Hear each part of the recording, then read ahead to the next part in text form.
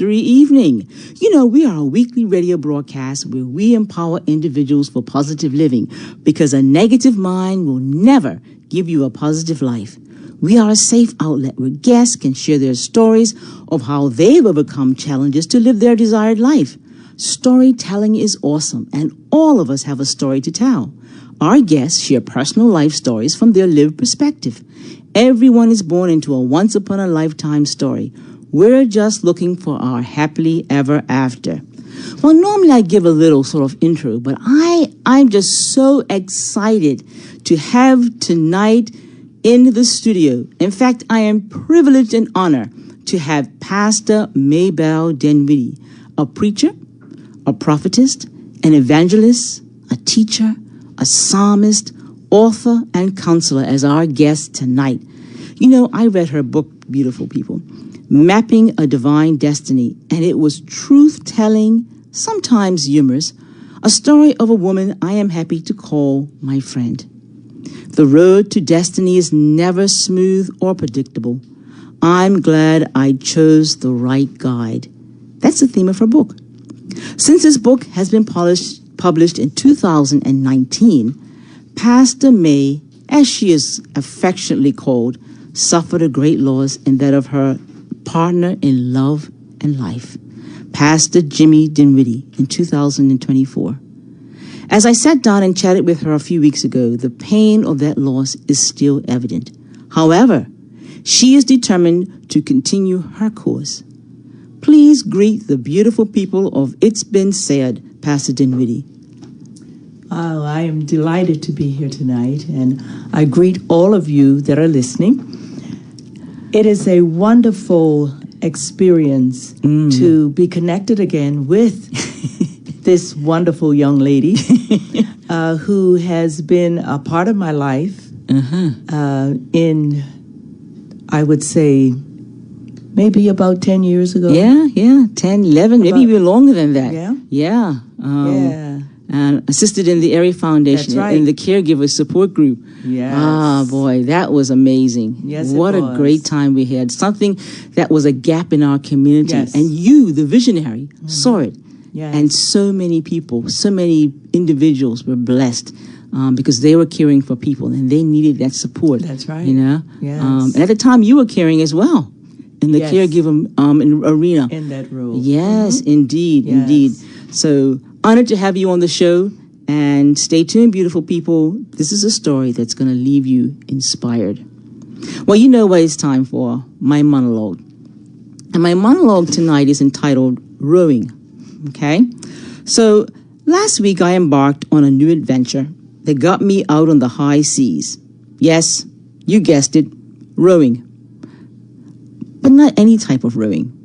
The experience takes place on one of Bermuda's pilot gigs, with its history of use in Bermuda going back as far as 1600. Apparently the use was for racing to approaching ships, and the first one that got there got to pilot the ship into the harbor and cash in the fee. Wow, pretty cool, huh? I love the historical aspect and the outdoor space and the possibility of meeting new people. Well, last Wednesday was my first time, and I was super excited. I arrived early, met the other 6 that were part of the rowing team. The lead rower expressed concern that I was, as he called, a newbie, and my lack of training might not be a good idea as the weather was windy and the water quite choppy. But I was hyped, and I said, I'm a quick learner. Right. Having only driven a Boston whaler and a jet ski and possibly kayaking was not a prerequisite for rowing. I ignored the concerned look of the other person's faces and happily followed the other ladies to the dock. I watched intensely as they released the large wooden boat from the small, little, tiny floating dock. I quickly realized that I did not have sea legs. As I ascended from the concrete dock to the floating dock to the wooden rowboat, I was wobbly. Did I say it was windy? Yeah. Anyway, I was given a large, heavy, gigantic wooden oar. Initially, I was not allowed to put it in the water. I had no idea what I was doing anyway. And as we left the port, the boat started to rock crazily, and the oar between my legs, more than 10 feet high, was starting to sway. I started to say the Lord's Prayer. Thankfully, my teammates could not see my panic. Eventually, I was told to put the oar in the water. I was given some quick instructions, and I was now part of the team. It wasn't easy, beautiful people, concentrating on so many facets. But after an exhilarating row, we headed back to port. The lead rower commented that I was phenomenal as a first-time rower, and I said, really? I was so scared. He highlighted how I was able to keep in rhythm. Wow. I was grateful for his kind observation, but man, I was overwhelmed. I recently read from a workout dude on Instagram named Bernie Reinison, where rowing and getting older have some things in common. Number one, I could not coast. Once I had that oar in my hand, I had to row. I had to keep pushing and pulling, or I would slow down the boat. In later life, you cannot stop moving. Mentally, socially, or physically, things will decline rather quickly. Number two, rhythm beats force. It's not strength, but timing. Like getting older, it's about consistency, like sleep, relationships, and purpose. Number three, rowing is a full body effort. Legs, core, back, heart, lungs. Aging requires a full systems approach, strength, balance, cardiovascular health, cognitive challenges, and emotional resilience. And lastly, an interesting thing about rowing is that you move forward by facing backward. You face the stern. In later years, reflection helps guide forward progress. Experience becomes your navigation. Well, beautiful people, I am now signed up for the official newbie rows. No more just going out there point blank without knowing what I'm doing. So wish me luck. I will probably have some more stories to tell you of my life on the sea soon. Okay, so that's my monologue for tonight. And the telephone lines are open. I'm wondering, beautiful people, is there anyone who would like to call, maybe give a shout out, or maybe you want to share some positive vibes, or just give gratitude? Now is the time. And, the phone lines will be open after our interview on Magic 102.7 FM. It's 297-1027 if you're calling locally. And if you're calling overseas, it's 1-888-257-9086.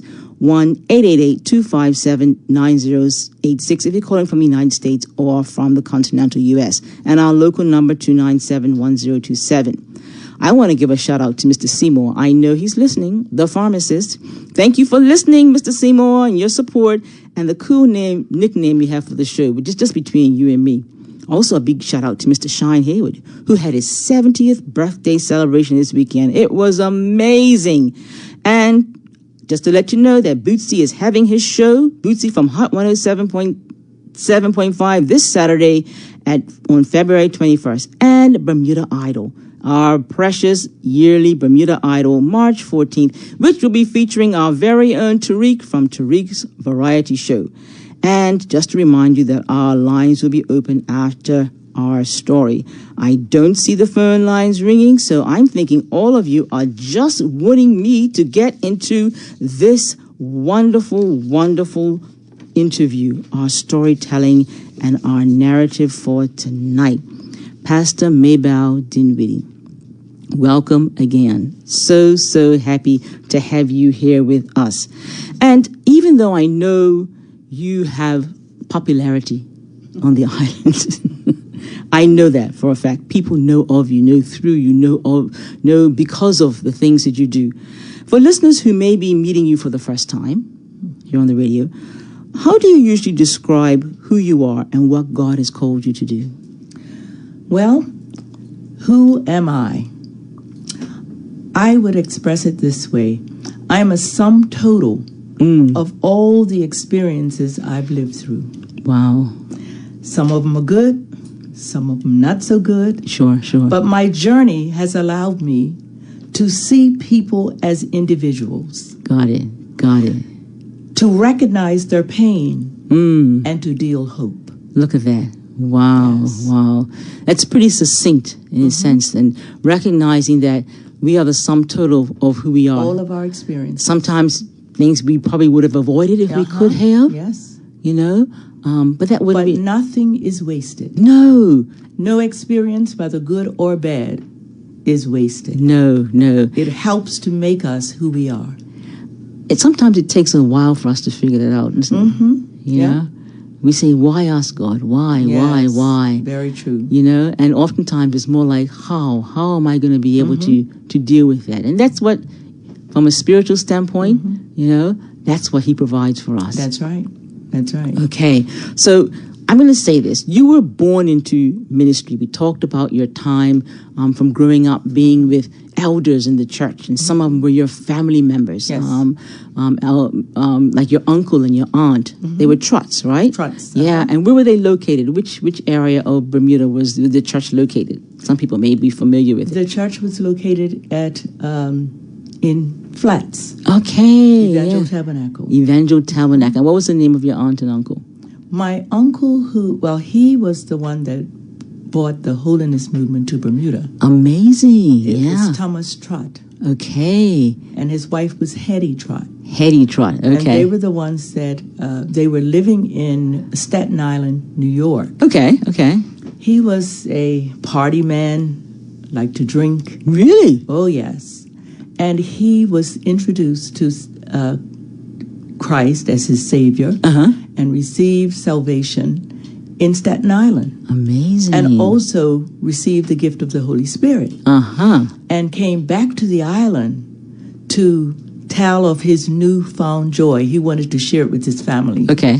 But what he ended up doing was having cottage meetings throughout Bermuda. Look at that. And during that time, there were many who left many other organizations, churches, and followed him. Okay. And he went throughout the island with these cottage meetings, and many were converted because of his style. Received Look that at same that gift of the Holy Spirit. Amazing. Now, were you sort of young enough to remember all this? No. So these were stories that were told to you. This is stories that were told to me. You know. Oh, I love that. And but I saw the result of his ministry. Got it. He left and went back to the United States, to Staten Island. And he left those that were converted to run the cottage meetings, and they formed churches. How New Testament is that? And that's how it started. Okay, yeah. And out of that, the United Holy Churches were born. Because he was the one that connected them with the United Holy Church. Right. And this was your my mother's oldest brother. Okay. My mother was the youngest out of her family, so she was quite a bit younger. Right.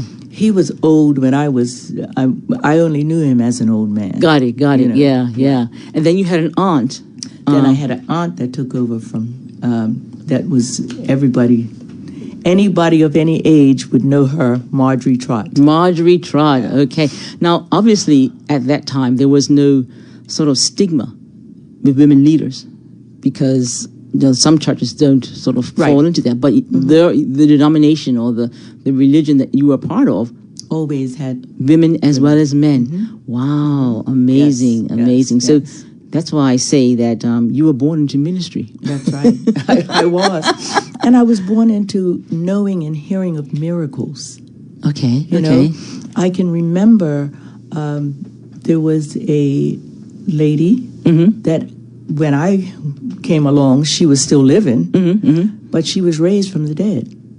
What? She was actually raised from the dead.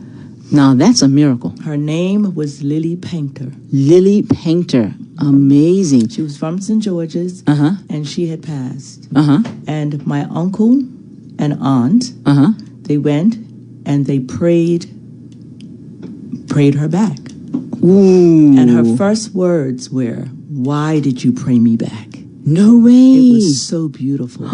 So they felt responsible for her life. Of course, on the time she finally passed. Yeah. But she was serving Christ when she finally passed. What a story. And that was years later. I was up in my teens when she finally passed. Okay. See, stories like that we need to sort of think about and hold on to. Yes. Because they sustain us. Exactly. You know? as you say, it's the experiences that we have. Yes. So you're rich The sum in that. total of all of those experiences. Now, your father was an overseer in the Pentecostal church he as was. well. Yeah, tell us a little bit about him, because he has a very interesting sort of story. Just maybe a few things. Okay, my father was What's his name? Bishop Norris Nathaniel Dickinson. Okay. And he gained the title of Bishop No Nonsense Dickinson. Ooh. Because he didn't play. Okay. Yes, he was quite a person. He was one that was known in Bermuda because he dealt with all facets of the community. Okay. And there are people that he influenced, and Sure, he had influence in government, Okay. and also with the general public. Of course, of course. And he was very instrumental in a lot of ways. I can remember when they first brought televisions to Bermuda. Right, right. He was one of those that had to view every television show before it was released in Bermuda Because to get the right content in Bermuda, so that just anything didn't come in. Look at that. Yeah. Okay, Yeah. so his moral stance was very much revered and respected. Yes. But he wasn't always sort of a church overseer. He was an inventor. You told me He was an inventor as Yeah, well. he worked at the He U.S. worked at the base. Yeah, right. And he invented a part for an airplane. Okay. Wow, because they couldn't wait for it to fly in, and he just used his skill levels for that. That's right. Wow, wow. He was a machinist. A machinist, correct. Okay. And your mother, how do you would describe, what's your mother's name? How would you describe her? My mother, Mildred. Mildred, I love it. Dickinson. I love these names, Hattie, Mildred. Yes. Well, she was a really fun-loving person. Okay, You know, very much. She was a school teacher, Okay, okay. but once she was married and had had us as children, she stopped teaching. Okay. And she stayed home, and she used to do a lot of sewing. Okay, okay. And she actually used to sew for some of the stores in town. Ooh.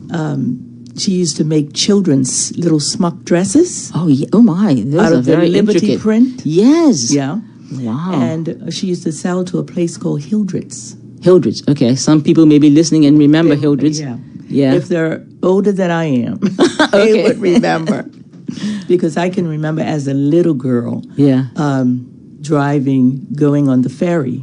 Riding on the ferry. Yeah. Taking it over because they used to have a store at Inverary. Okay. All right. Yeah. And she used to take her goods over there, and they would be sold from Inverary. Look at that. A lot of the visitors to Bermuda used to buy them. And it was also a store in town. I can't remember what the name of it was, though. But it was a store in town she used to supply with these little smock dresses. You wouldn't have one of those smock dresses. Oh, I have. Now, you mean? Yeah, no. But she dressed you up in the little... Oh, yes. Okay. My sister and I, and my foster sister, Agnes. Yes, Agnes, okay. We would all have these little smock dresses. Oh, I can just imagine. Every color you could believe in. So, what was church like for you as a little girl? Very strict. You didn't even wait 2 seconds. No. Very strict. Tell me what strict means, because some people may be listening. What's strict? What do you mean by that? Well, there were a lot of do's and don'ts. Okay, You know, all right. we were not allowed to play any kind of game unless it was a Christian game on a Sunday. Okay. You know, we had to dress a certain way. Right, okay. We couldn't hot press the hair. Now, you have an interesting story about that. It's Can you tell us that story? Because oh, you know that story. I do. You told me, Really? you know. Okay. Well, we were not allowed to press our hair, you know, but I was always prone to wonder. Ooh, okay. I like the way you said that. I was always If the there was one, a up, I want to know what the down looks like. oh my goodness, I was always the one that would break rules. Okay, you sure, know, or sure. just get into trouble of any sort. Okay. Or were you just curious? Curious. That's it. That's I like that That's word. a better word. Yeah, I that's like curious. Curious. I like that. Okay. I'll use that from now on. Please do. And I found a way to press my hair with an iron. Oh my. Okay. An iron. And the right temperature and everything. Yeah. To perfection. Ooh, so you were curious to the point that you were going to create a whole new line of style. Yes. I love it. I love it. Now, once they found out, but that was after I got older, though. Right. Okay. This is not when you were 8 and 9 years old. No. Okay. This was after a while. You just study and figure it out. Yes. Okay. All right. You heard that, beautiful people, for the first time. You can now straighten your hair with an iron. Okay. Did you feel that being a preacher or leader was part of your destiny, or did that come later, you think, in life? That came later in life. Okay. You know, I can remember, though, the very first time that I actually felt the presence of God. I was about 5 years old. 5? Yes. Well, with that kind of environment, it's almost as if, you can grow up in a musical family where mom plays the piano, dad plays the piano, and, figuring out, I had this drive, I'm going to play the piano too. Yeah. So why not? Wow, 5 years old. 5 years old. Every noonday, it was noonday prayer. And whether you wanted to or not, and holidays, when you were out of school, you knew. It was 12 o'clock, that's where you had to be. Oh, wow. In noonday prayer. Okay. But going back to 5 years old now, let me go back. Sure. 5 years old, I can remember being, and I talk about it in my book as well. I can remember being on my knees in noonday prayer and feeling the presence of God. Wow. Overwhelm me. Yeah. At 5 years old. I can believe it. Yeah. I can believe it. I mean, the story of Samuel comes to me. Yes. And his situation with Eli, that God spoke to him. Yes. And so I can definitely believe and testify that is possible. I see you looking in your book. I was looking for an excerpt that you might have. Yes. And while you're doing that, I want to talk a bit more about your childhood. And you've written this in your book about feeling, now you have the Spirit of God, you've got this family that's spiritual and very much involved with church, and God is practically everywhere, the way you dress, the way you eat. You want to read it now? No, I didn't. Okay, no worries. You felt that you were ostracized as a child. Yes. Especially being compared to your older sister. What's your older sister name? Marjorie. Another great name. Yes. How did that affect your sense of growing up? Well, with the comparisons, I was compared at school, everywhere I went, I was compared with my sister. She was quiet. She was petite. Okay. She was fair-skinned. Right. She just was perfect. Look at that. And to make it even worse, there were a lot of pictures around the house of her. Really? But there were none of me. Ooh. And so I always felt that I and you was less than. Of course. Of course. And then teachers say, "You're nothing like your sister." Because she's quiet. I was loud. I was talkative. Always got in trouble. Every report card talks too much. Oh my goodness.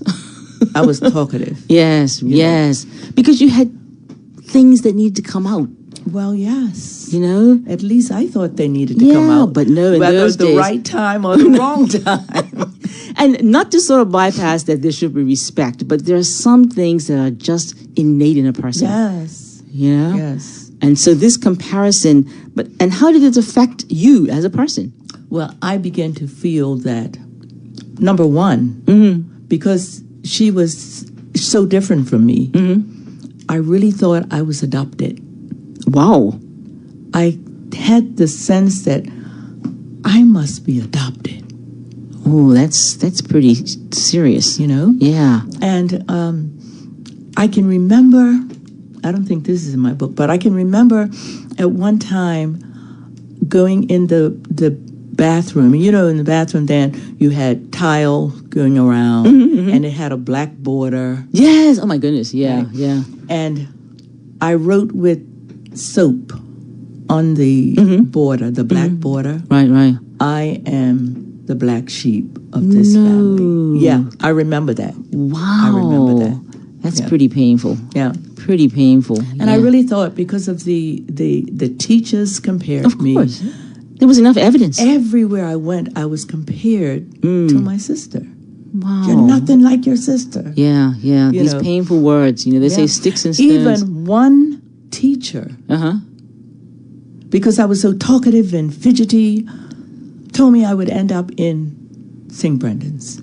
It wasn't St. Brendan's then, but it was the asylum. The asylum. Yeah. Wow. And I would never forget it. So please, teachers, please. Yes. You don't want your students, 70 years later, repeating what you said to them. Yeah, You know? exactly. Wow. Yeah. So you internalized these messages as a child about beauty, obedience, and worth. Yes. All these were messages that were given to you. Looking back now, how do you see God at work in that season, even when you didn't feel seen or affirmed? Well, how did I see God in that season? One thing is this, that I had a personal relationship with God. Okay. Yeah, at a young age. Right. And you were able to And I was able to know that God loved me. You know what? I love that. Isn't that important? That even at that moment, you still felt connected to the Father. And He affirmed you. Yes. And that was sufficient at that time. Not right whatever else was going on. Wow. So now we're getting, as you're a young adult, you attended what school? What school did you go to? I went to Francis Patton. And then to Berkeley. And then to Berkeley. And then you went off to college. To college in Canada. Yeah. And you somewhat, I'm going to use this word, you rebelled against the expectations that were placed on you. What do you think you were really searching for during that time? During that time, well, actually, I think it was a setup. Okay, all right. Let's hear it. I want to hear this setup. Yes, go ahead. When I first went to college, I was doing fine. I was going to church. I was doing everything as the you right should. way. Yep. But one night, as I was leaving, I think it was a choir rehearsal. All right, okay. Because I was in the choir. I love to sing. Yes.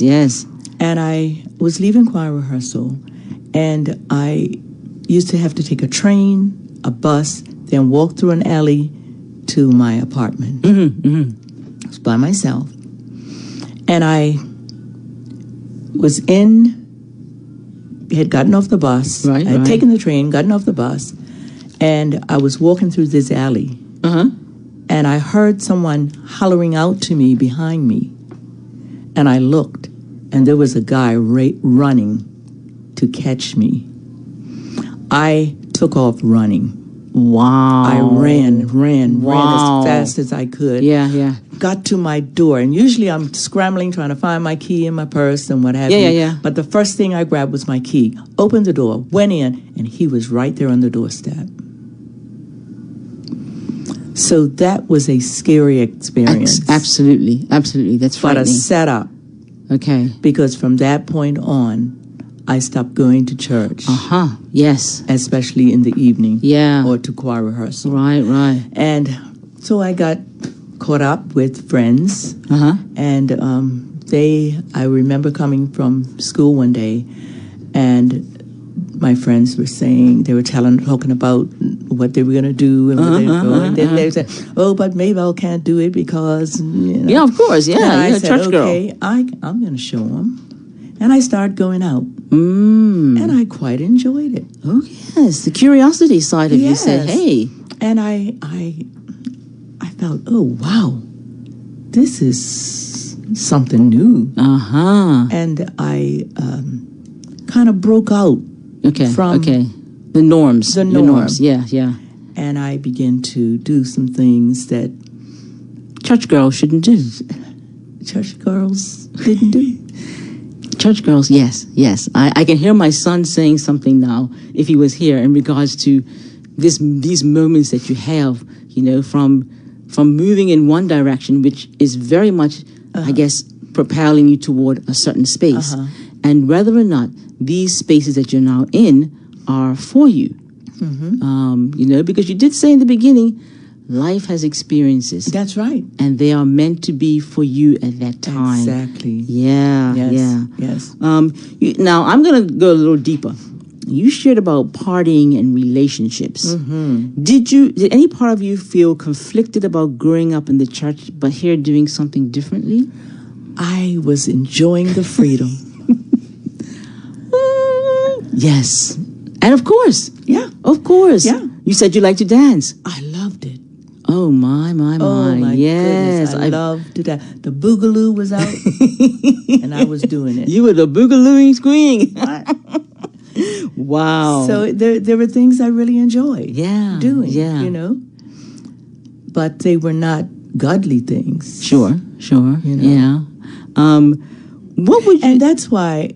I'm going to rear off a bit here. Sure. But that's why I can understand so much better the enticement that young people have. Of course. You know, yeah. Because it's very much when you're looking out at what others are doing. Sure. And you are restricted to this. Of course. And your heart is not in it. Yes. That's the difference. Totally. When you're doing what is expected of you without your heart being in it. You have to be committed. You have to be committed. You have to have an inner conviction of your own. I love that. You're absolutely right. You do. Yeah. You have to own what you're doing. You have to. You can't listen to someone else's because come a point, it's going to be rebellion. Exactly. Yeah. And that's what it was. So what would you say to young people today who feel torn between faith and fitting in? Get an experience of your own. Know God for yourself. Yeah. You know, and allow yourself to be convinced. Yes. That what you're doing is for real. It's free. It's a free offer for you, Exactly. a choice. Yeah. Yes. I love that. So time is going on. You're in school, and there's turmoil because your mother died when you were in your early 20s. Yes. And it was a major turning point. How did that loss change you? Well, when my mom passed, I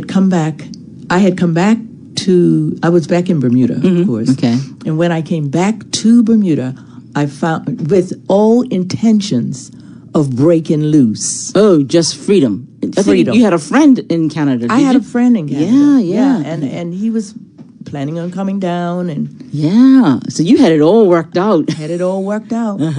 But I got off that plane, and there was my mom.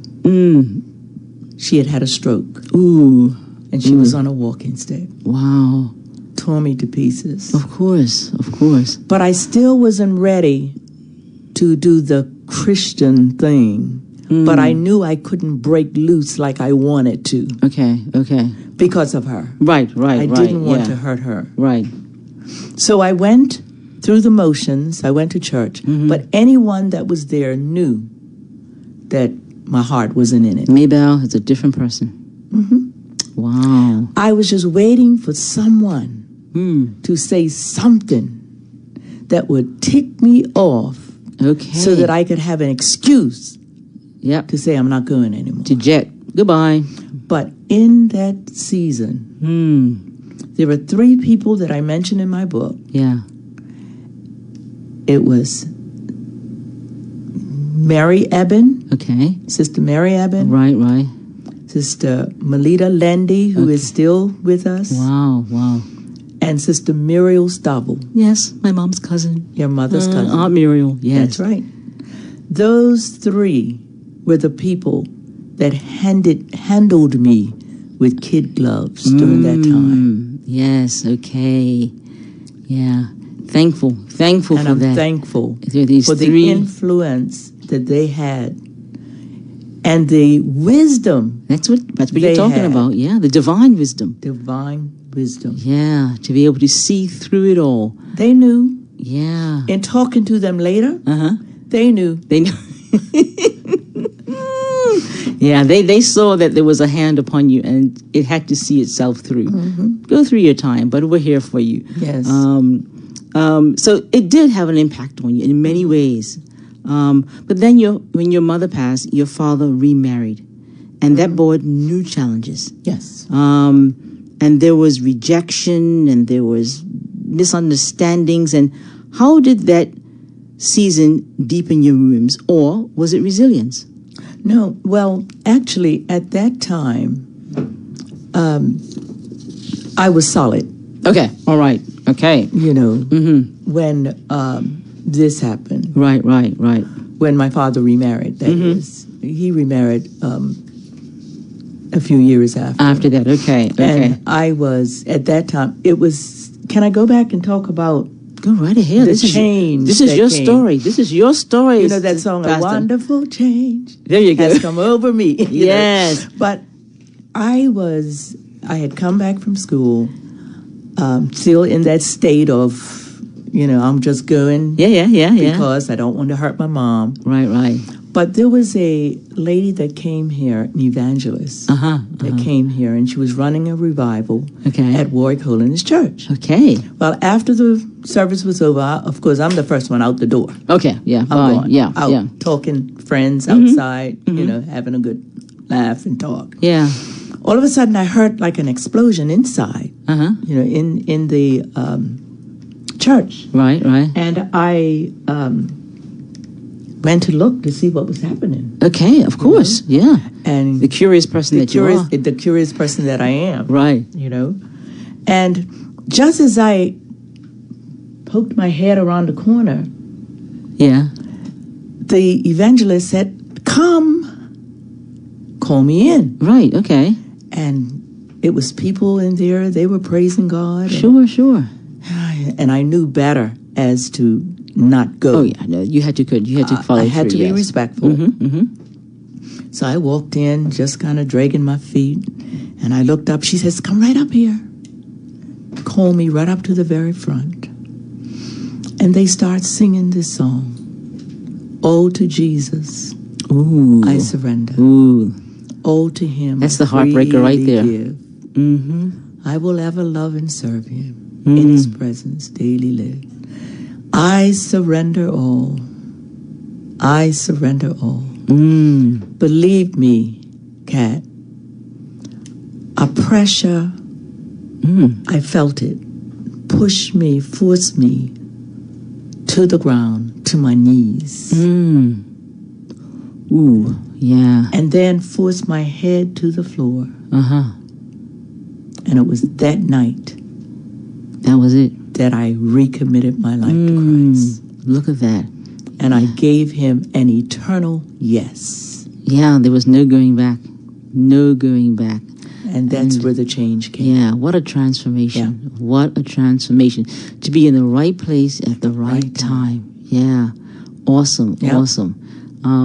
And even now I can see it still has an impact on you. That whole experience. Yes, And that's what spiritual experiences do. Yeah. They're life learning and life lasting. Life changing Yes, and life lasting. absolutely. Yeah. Thank you for sharing that. Thank you. Yeah. When you now decide that it's going to be all for everything, you decide to go to Bible school, and there were several Bible schools. You went to Well, one. it was only after my mom passed, because Okay. this experience was before my mom passed. Okay. All A year right. later, my mother passed. Wow. Yeah. And it was after she passed is when I felt the call of God on my life. And I can remember during that time, it's a song, because I used to do a lot of singing. Sure. And it's a song that I would sing. And it was, "I will go, Lord, I'll go. Okay. I will go, Lord, I'll go. If the Lord needs somebody, here am I, Lord. Yes, yes. Send me. Of course, of course. And it went on to say, I may have to cry sometimes, but Lord, I'll go. Yeah. And it went on to say, I may be motherless, Wow. but I'll go. Very personal. If the Lord needs somebody, Yeah. here am I. Yeah, yeah. Lord, send me. And it was right after that that I received a call from God to go to Bible college. To Bible college. Now, and prepare myself. And that took you from Canada to Bermuda. Now you're going to, I think the first Bible school was Trinidad. And how long were you there? I was there for a year. For 1 year. Okay. For 1 year. Okay. And during the summer break, I came home and with every intention of going back to Trinidad. And my sister, who's a school teacher, she was going away to Canada for a course during the summer, teacher's course during the summer. Right, right. And she had her son, Shane. Okay. My heart. Your nephew. My nephew. Yeah. And she wanted me to be with him. Okay. Care for him of course. while she was in, in her course, in her classes. So I went with her. On the way back, I said I would stop in New Jersey and visit with a friend of evangelists who had come here during those early days. Yeah. And so I visited with her, and while I was there, I was looking at this magazine she had in her house. Okay. And it was of Miracle Valley. Miracle Valley, right, okay. So as I was looking at it, I saw this area in there that it talked about their school, their Bible college. Right.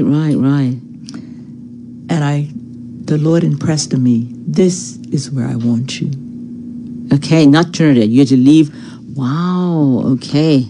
I wasn't prepared to leave Trinidad. I was having fun there. I enjoyed Yeah.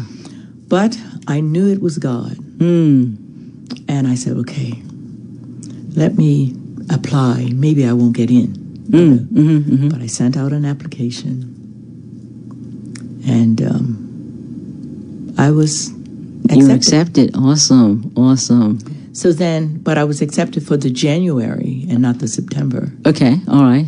So in January. And where was Miracle Valley? Arizona. Ooh, I've been to Arizona last year. Arizona. Yeah. It's an area called Miracle Valley. Got it, okay. The closest point was Phoenix, which was 2 hours away. Wow.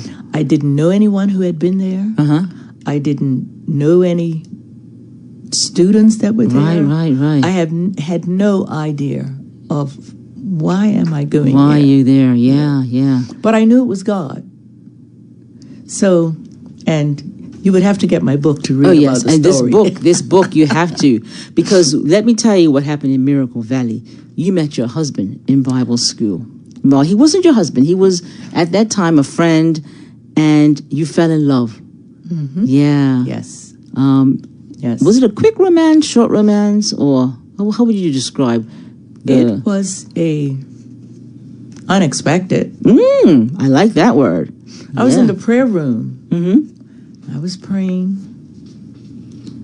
and I opened my eyes and looked around because everything was new to me. Yeah. Because I didn't know any of these people. I didn't know anybody. Right. Yeah. So I'm just praying and looking around, praying and looking around. And I looked up, and there was this tall, handsome man. He was looking at me. Oh, even more so. I closed my eyes again and prayed some more. Took another look, and he was still looking. I said, okay, God, the blood of Jesus, I need to focus. Focus on the prayer room. So that's where it began. I love that. Yeah. So you fell in love. And I tell you, I believe in happily ever afters. But the romance was there, and then you experienced rejection. This tall, handsome man. And the thing about it, look at the timing of God.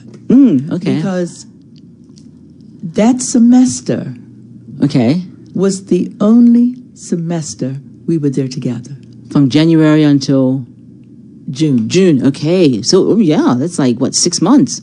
Okay. That was the end of him being at Miracle Valley. Uh-huh. I went back, but he wasn't there. Yeah. But we had established a relationship, and I had gone to Battle Creek where he lived, and Battle Creek, Michigan. Michigan, and I had met his family during the summer. Be on my way home. I stopped by there.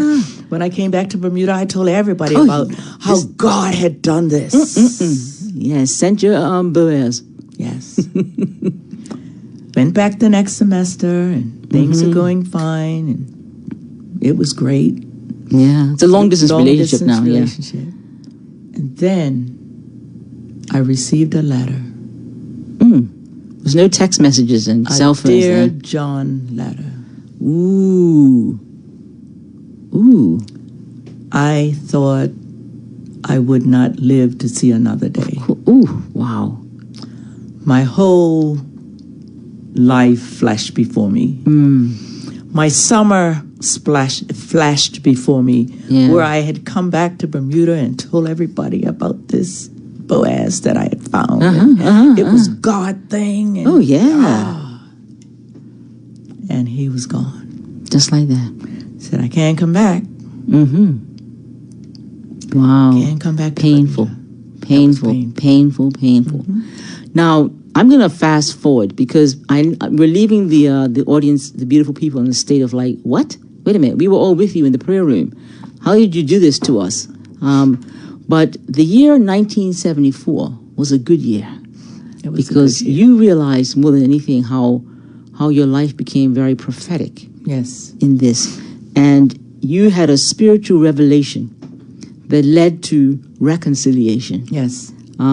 Shortly, as fast as you can, so that people are not falling off a cliff because you've got them on the cliff now with this person that taught you about trust and timing. Yes.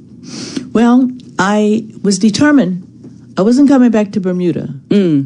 Not yet. No. No time soon. Because I had made such a show of the fact that God had done this. Yes. So I decided, okay, well, after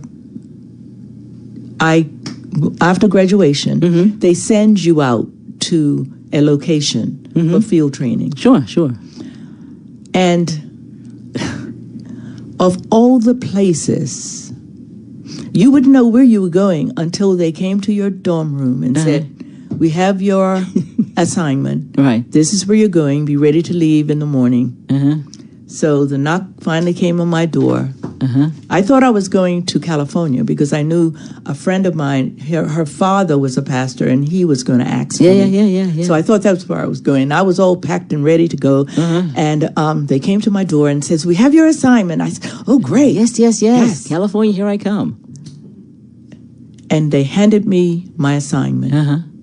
My assignment was Battle Creek, Michigan. To the very church. No. That he was at. Wow. Now. And I told the teacher, I said, I'm sorry, but I can't go there. No. I said, you remember Jimmy Denwiddie who was here? You remember him?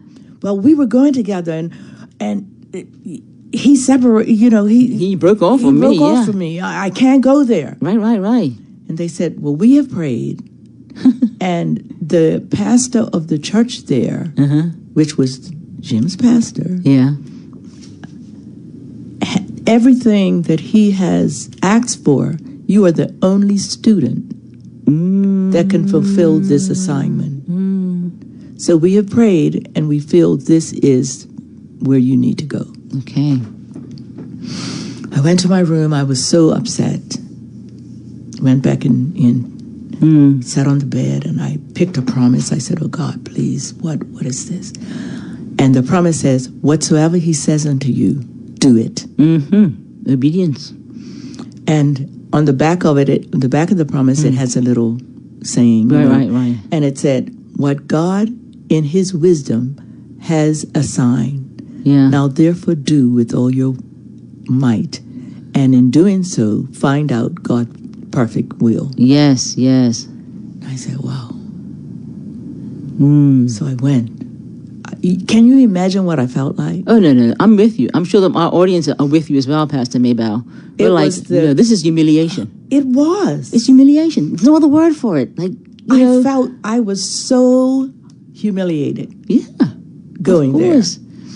I was staying with a beautiful elderly couple way out in the country. They had a big farm, and it was beautiful out there.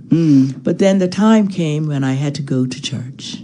Oh, yes. And I walked into church, and there he was, the pastor, and him sitting on the platform. And I'm sitting there feeling like a pure boo. I did not know where to look, where to put my eyes, but I knew, oh my God.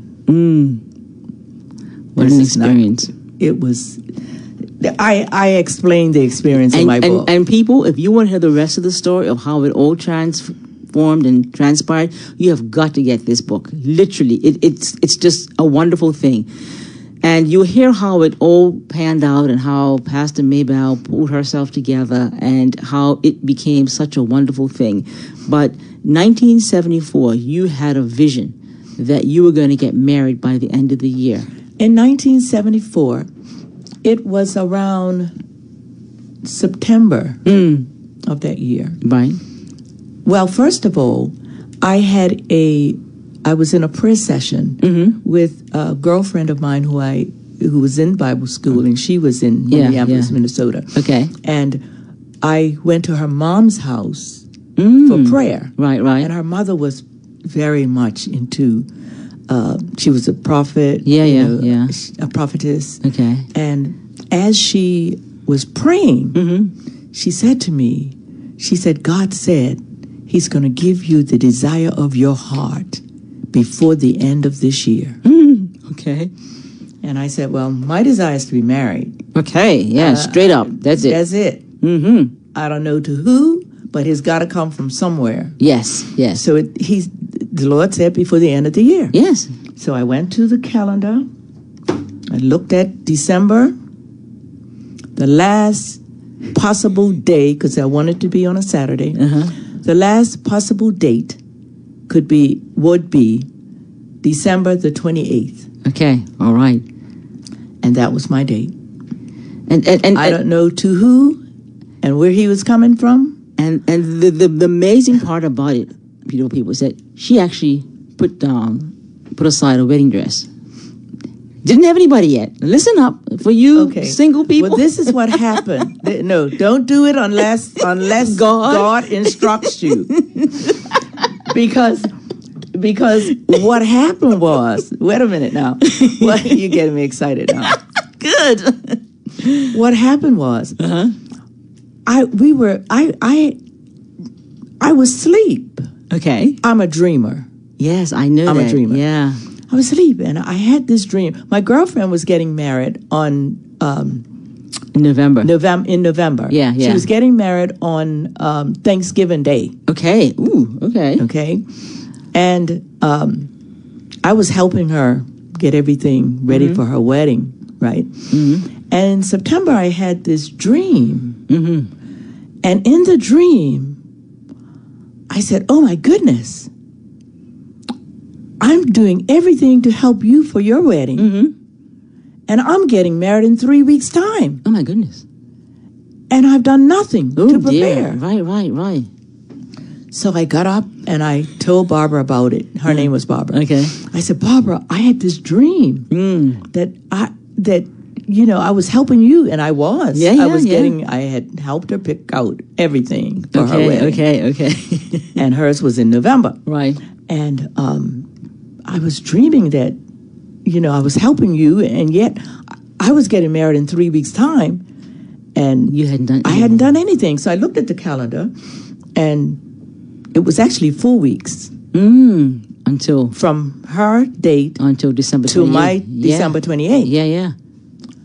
So we got down to, it was in early November. And And she said to me, she said, well, if you dreamt that, you better start preparing. And so there's still no man. That's no all man. Let you know. No man. There's no nobody. man, Nobody no man. proposed anything. But there was someone in the church there, because I was one of the associate ministers at the church. Yeah. And was someone there that was interested. I said, well, so there was possibilities. Okay, maybe it's him. Okay, so she said, well, you better start preparing. So anyway, I looked at the calendar. I said, but it's not 3 weeks, it's 4 weeks. I said, okay, well, anyway, I better start preparing. So I went down to J.C. Penney's. This is not the dream anymore. No, this is real life. This is real life. Okay, yeah, this is the right. I went down to J.C. Penney's, and I went in the bridal section, and I started picking out wedding, just trying them on and turning around.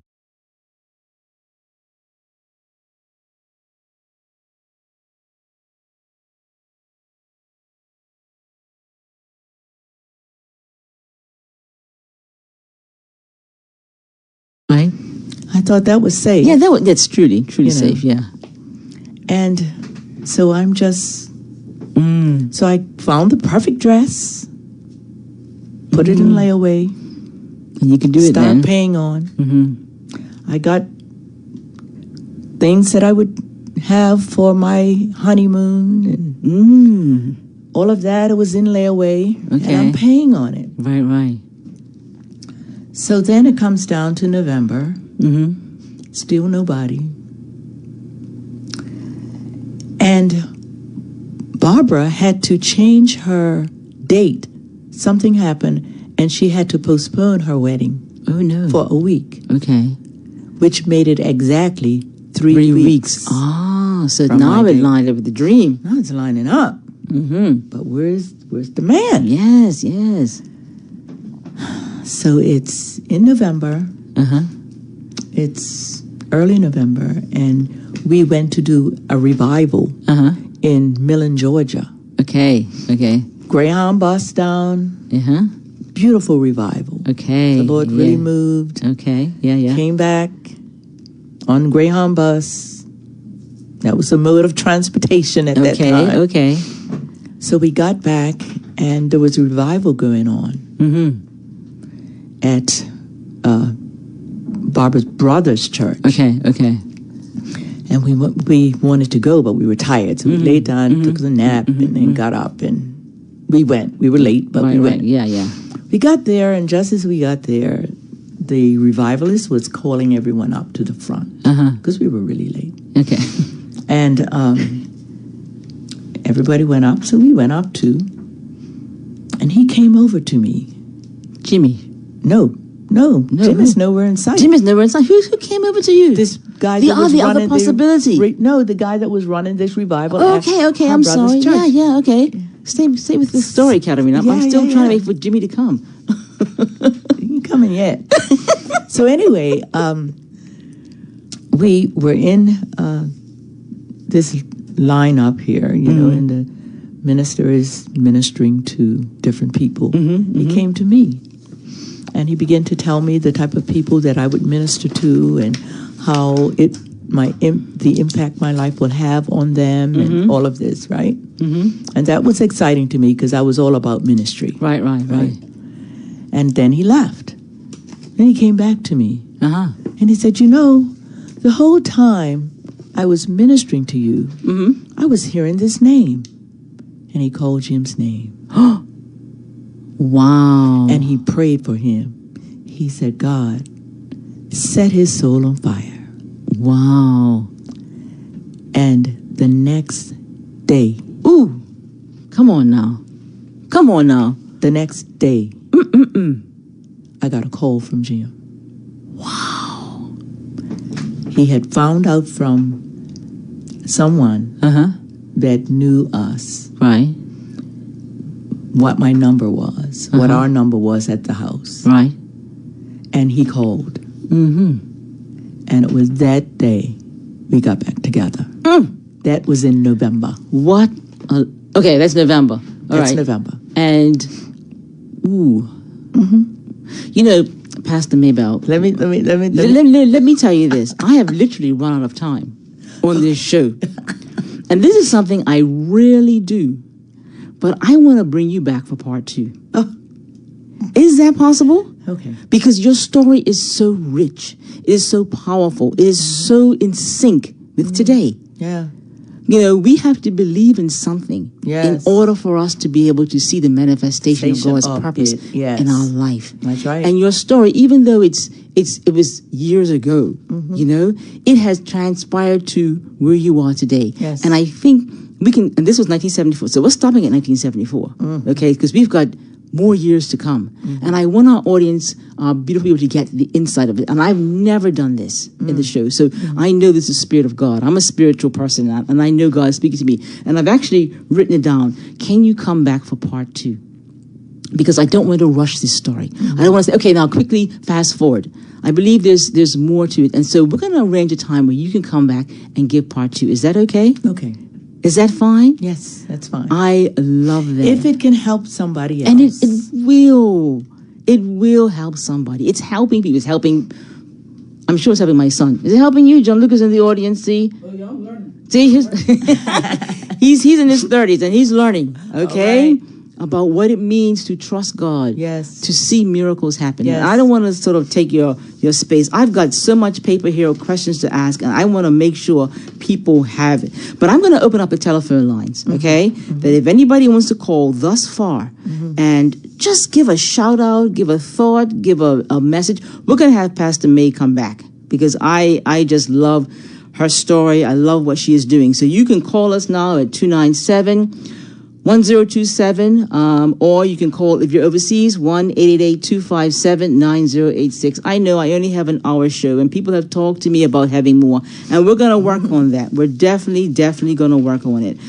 So now is the time to call. Now is the time to give your insights, because as it says, I found out, Pastor Maybelle, that your name means beloved or beautiful, and you have graced us with both that. And you you're an inspiration. Truly, you are inspiration. So I'm going to give you another couple of seconds. 297-1027 or 1-888-257-9086 from the overseas. And if I don't get a call in the next couple of seconds, I'm going to say you want to hear part 2. And I think that's truthfully what it is. So I want to thank you, beautiful people, once again for listening to It's Been Said. And thank you, Pastor Maybelle. I can't wait to see you back. And I'm going to let the beautiful people know when that's going to be. Everyone is born into their once upon a lifetime story. And we live to experience our happily ever after. What about you? As you have heard, Pastor Maybelle has, and there's more to come. If you have a story that you believe is uplifting, please call me. Or, send me an email at coolcat, KOOLKAT00 @hotmail.com, and we'll get in contact with you. And thank you once again for listening in. You know you can follow us on Facebook on It's Been Said with Cat Wade or Instagram with Cat Wade. Next week is going to be just as special. We meet together every week to hear everyday stories of ordinary people who have overcome challenges, finding ways to cope and to live extraordinary lives. Because as we say, a negative mind will never give you a positive life. So until next time, stay positive. Bermuda Live on YouTube. Subscribe now.